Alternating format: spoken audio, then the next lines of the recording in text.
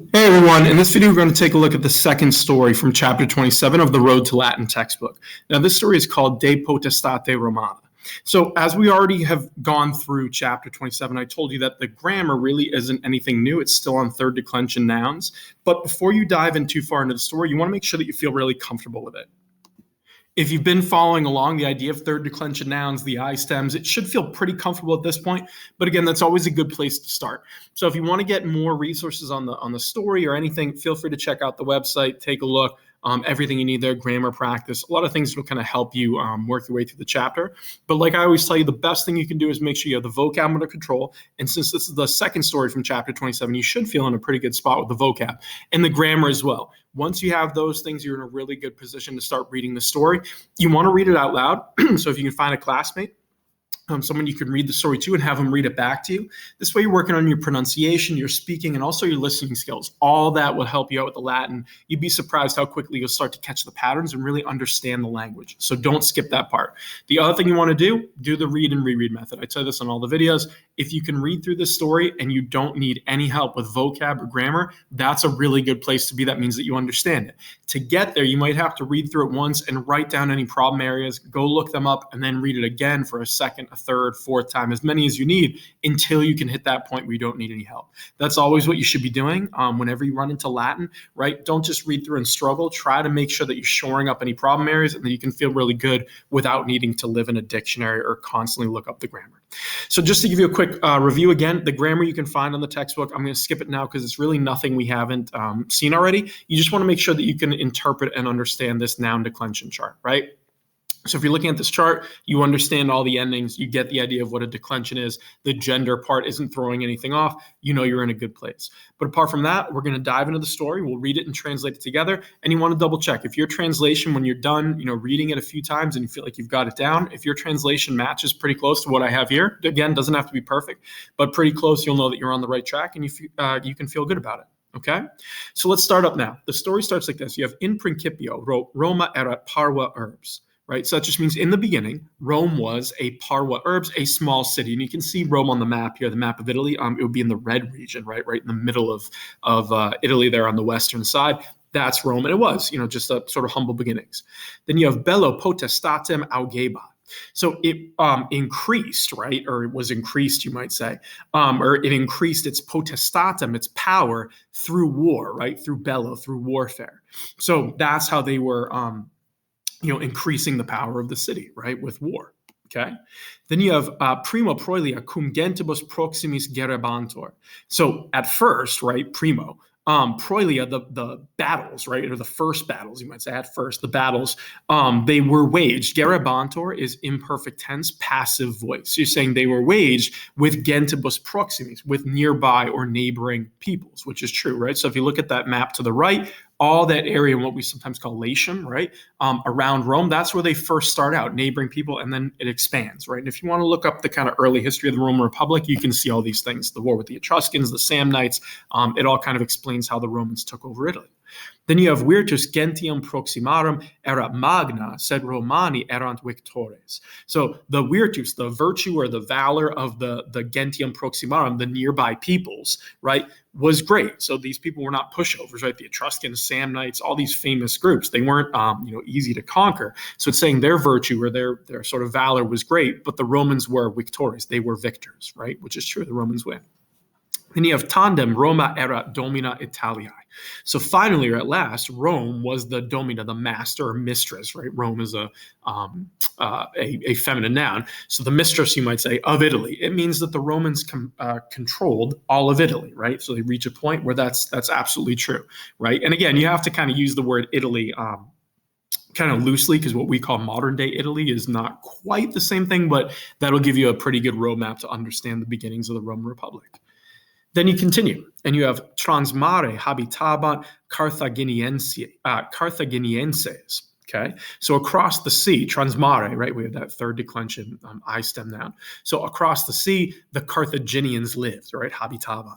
So you can see on the map, I know it's a little harder to see, you can look this map up, but right to the, I guess it would be southwest of Sicily, right? You can see Carthage is right there. So this is referring to the Punic Wars, which is something you should look up, right? This major battle between Rome and Carthage. But at a certain point, Rome and Carthage are the two major powers, and they have to fight it out over those trade routes, right? But Carthage is situated in a really good spot between Sicily and North Africa to intercept and control all the trade going to the Western Mediterranean, right? Which is what they do. Then you have erat hostes Romanorum. So they were the enemies or the enemy of the Romans. Magnam classem habeban, itaque mare regeban. So they had, right, imperfect, were having, however you want to do it, a magnum classum, a large fleet, right? That's what the Carthaginians are known for. They have a large fleet. And so, itaque, right, they ruled the sea. So mare regeban, right? They ruled the sea because they have the large fleet. Then you have magnum numerum, navium longarum, habeban, et bellum amaban. So they had habeban, right? They had a great number, a magnum numerum, of navium longarum is sort of a euphemism for like warships, right? Literally, it says something like long ships, but what that means are really warships. So they had a great number of warships, and amaban, they loved bellum, war. That's kind of a generalization. I'm not sure that's totally accurate, but still, that's what we have here, right? They love warfare, and they have a large number of warships. Sure, right? Again, you can kind of take that for what it is. I'd encourage you to look it up on your own, talking about the Carthaginians. Then you have erat longa bella inter Romanos et Carthaginienses. So there was a long war, right? Longa bella, or there were long wars, rather, it's neuter plural, long wars between the Romans and the Carthaginians. These are what we call the Punic Wars. There's three of them, right? The Second Punic War is really the most famous one that people know about because of Hannibal.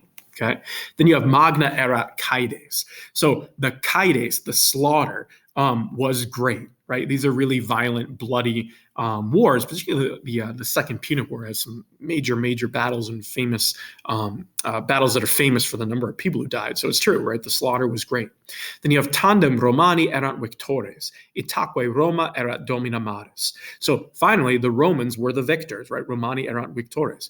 And so Rome, right? Roma was the domina maris. So we had the domina Italiae, right? The mistress of Italy, the master of Italy, you might say. Now it's saying Rome was the mistress or the master of the sea, which is true, right? I mean, within reason. But after the Second Punic War, Rome had really expanded its conquest of the Mediterranean Sea, and they were in a really prime spot to kind of control the seas, right? And you start to see their economy and everything changing. Okay, so we covered the beginnings with them taking over Italy. Now we've covered the Punic Wars where they defeat Carthage, and now we're going to transition to the last part here, just talking about the origins and beginnings of Rome, right? Then you have tum in Asia et in Gallia et in Britannia bella gerebantur. So then in Asia and in Gaul and in Britain, wars were waged. So gerebantur there is imperfect passive. You can tell by the NTUR it's plural, and it's because bella is a neuter noun. So bella is plural. Wars were waged. Okay, so Asia is really talking about what we'd call sort of like modern day Turkey, the Middle East, that region, which is true. You can see on the map, there's a map of, it's what usually people call the Roman Empire at its height, and you can see it goes way into the east. So that part is true. Then you have Gallia, right? Gaul, that's really sort of modern France, Germany, that region. These are the famous Gallic Wars of Julius Caesar. You can see that they do take over that region as well. And finally, you have Britain, right, in Britannia. And this also involves Caesar and Claudius, right, the Roman invasion of Britain, but they take over these areas, right? They wage war there. Then you have tandem, Asia, Gallia, Britannia in Romae potestate eram. So finally, you're at last, Asia, Gaul, and Britain, they were in the potestate Romae. They were in the power of Rome, right? Or in the command of Rome, meaning that they own them, right? Is kind of the idea, the control of Rome. Then you have sic terra marique potestas Romana erat maxima, right? So thus, or and so, right? Sic, usually thus in English, but and so is fine too. So and so, the potestas Romana, right? Roman power was the maxima, erat maxima. It was the greatest. Terra marique means on land, terra, and on sea, right? On the sea, they're ablatives, right? So on the land and on the sea, their power was the greatest, which is true, right? In their time period, they are definitely the major power in the Mediterranean, and they control basically all of the Mediterranean, right? All the shoreline, the coast, they have everything. So this chapter is trying to give you sort of three phases of like early Republic, the Second Punic Wars, and then, basically the Roman Empire and kind of off and running there. But it does give you a sense of the different conquests that Rome has. And I'd encourage you to look all these up, right? They're referencing a lot of famous battles and wars and things that you can look up on your own. So I'd encourage you to do that. So hopefully this chapter made sense, or this story rather. It wasn't anything too crazy. Again, it's kind of continuing what we already saw in the first story about the city of Rome. Now it's really talking about the power, the conquest of Rome. And again, it's really focusing on these third declension neuter I stem nouns, right? So words like slaughter is in there, the caedes mare, right? The sea. These are words that have slightly different endings. You can see them in the story. They're not too bad though, so you should be okay with them. If you have any questions at all, just let me know. Put it in the comments below. I'm happy to help. But otherwise, keep at it. And again, keep reading this chapter until you can do it without needing any help. That's how you know you're in a really good place. Good luck.